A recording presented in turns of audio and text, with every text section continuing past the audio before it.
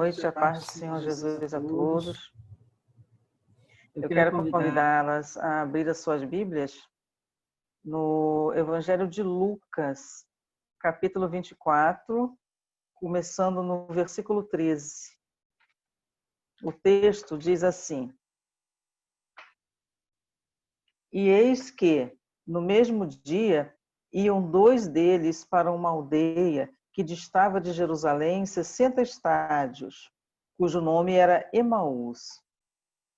E iam falando entre si de tudo aquilo que havia sucedido. E aconteceu que, indo eles falando entre si e fazendo perguntas um ao outro, o mesmo Jesus se aproximou e ia com eles.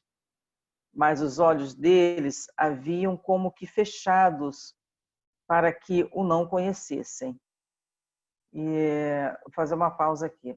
Está acontecendo a história aqui é a seguinte: Jesus já tinha sido crucificado e ressuscitou. Só que esses dois discípulos não viram Jesus ressurreto. Então eles estavam entristecidos, eles estavam saindo de Jerusalém e indo para uma outra cidade chamada Emaús. E o que nós já podemos perceber nesse texto? Nós podemos perceber nesse texto que o fato deles estarem tristes, eles não conseguiam ficar em Jerusalém. Estavam tristes, estavam questionando tudo aquilo. Mas, nesse período em que eles estavam se dirigindo a outra cidade, eles iam conversando e questionando, ou seja, além da dor, da tristeza, porque Jesus havia morrido, e a morte de Jesus frustrou os planos, os sonhos que eles tinham, que eles achavam que Jesus ia botar por terra todo o domínio do Império Romano que estava oprimindo aquele povo, e não era nada disso, né? O plano da salvação é outro. Então, eles estavam frustrados, entristecidos, e ficavam o tempo inteiro, enquanto caminhavam, se distanciando de Jerusalém, conversando e questionando, ou seja, trazendo à memória deles todo aquele sofrimento, toda aquela dor, a cada caminhada que eles faziam, indo para um destino que eles queriam chegar, né? Eles queriam se afastar do local, eles queriam se afastar de Jerusalém, eles queriam se afastar do local da dor, da frustração, eles não queriam ficar naquele lugar. E enquanto eles caminhavam e ficavam lembrando de todos esses fatos, né? O que aconteceu? Os olhos deles estavam assim focados naquilo, então eles não conseguiam ver outra coisa que não fosse aquela dor, aquele sentimento, porque Jesus morreu. Então, agora não tem mais nada o que fazer, né?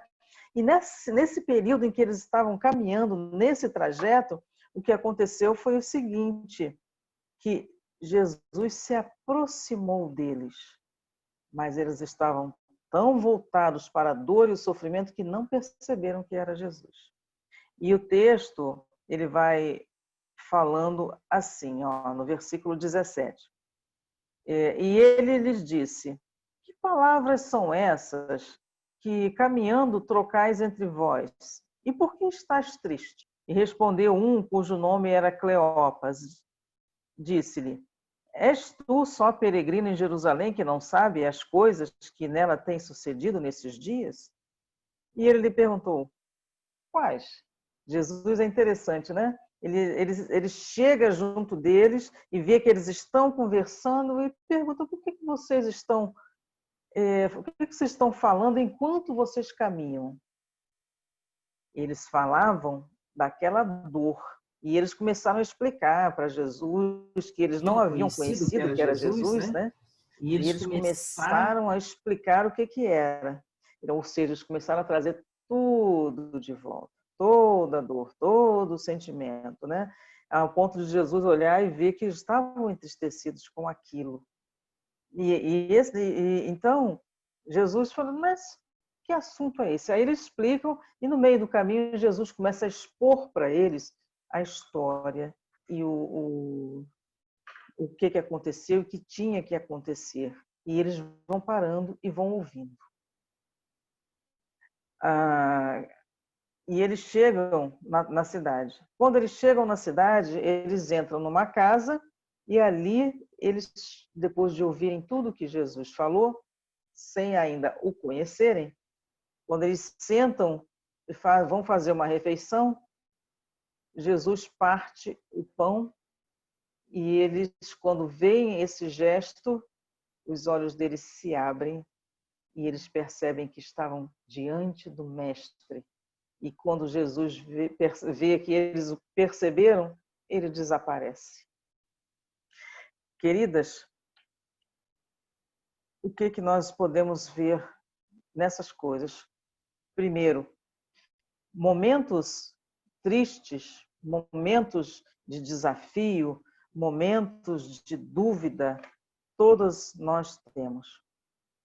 E nesses momentos é comum ficarmos abatidos, é normal, diante das adversidades. Mas com esse texto nós aprendemos que nós não podemos deixar a tristeza encher o nosso coração. Eles falavam de todos aqueles acontecimentos, porque, como diz a palavra do Senhor, a boca fala do que o coração está cheio.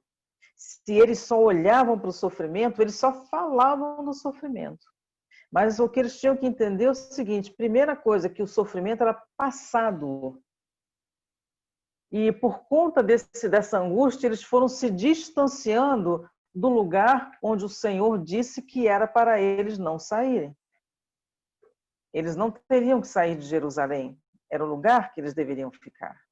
Então, quando nós estamos angustiados, quando nós estamos entristecidos, nós temos que ter muita atenção para que nós não nos afastemos daquilo que Jesus quer que nós façamos, que quer que nós, onde nós estejamos, que é a presença do Senhor.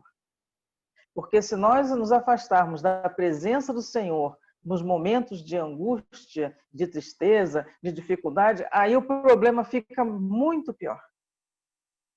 E eles se afastaram ao ponto de não reconhecerem Jesus quando Jesus se aproximou dele. E essa é a coisa mais triste, nós não reconhecemos aquele que é o nosso Senhor, que é o nosso Salvador, que está diante de nós, é aquele que quando nós vamos nos distanciando, ele vai atrás porque ele nos ama e ele quer nos trazer de volta, porque ele quer nos consolar, ele quer nos abraçar, ele quer nos dar uma nova direção. Mas se nós ficamos presos nas coisas que já passaram, nossas esperanças se acabam. Então, como diz a palavra do Senhor, nós temos que trazer à memória o que nos traz esperança. E o que nos traz esperança é sabermos que Jesus está conosco, que Ele está cuidando. Ele não nos abandonou e nunca nos abandonará, porque Ele é fiel. E a história desses nossos 2 discípulos aqui continuam. Quando eles perceberam que o Senhor era quem estava falando com eles, olha que coisa maravilhosa. Eles estavam à mesa. Eles vinham ouvindo toda a explicação de Jesus. E eles estavam o quê? Em silêncio. Então, quando Jesus, para nós ouvirmos o que Jesus tem a nos dizer, nós temos que, primeiro, buscar a presença dele. Segundo, ficar em silêncio. Nada de murmuração, nada de falar coisas que não vêm do Senhor, nada de deixar a nossa boca pronunciar palavras que não são do Senhor. Mas nós devemos nos aquietar, porque a própria palavra de Deus diz: aquietai-vos e sabeis que eu sou Deus. O que isso quer dizer? Que tudo está no controle dele, mas nós precisamos ouvi-lo. E ele fala, Deus é o Deus que ouve e responde oração. Então nós temos que sentar, mas eu estou entristecido, meu coração está angustiado. Aquieta-te. Fique em silêncio. Busque a presença do Senhor pela oração. Não tenho forças para orar, mas sempre tem alguém que pode interceder por você. Por mim. por nós. Então, nós devemos o quê? Buscar a presença do Senhor, a leitura do texto bíblico, se aquietar, ir para um lugar, ficar quieto e ouvir, porque Deus fala.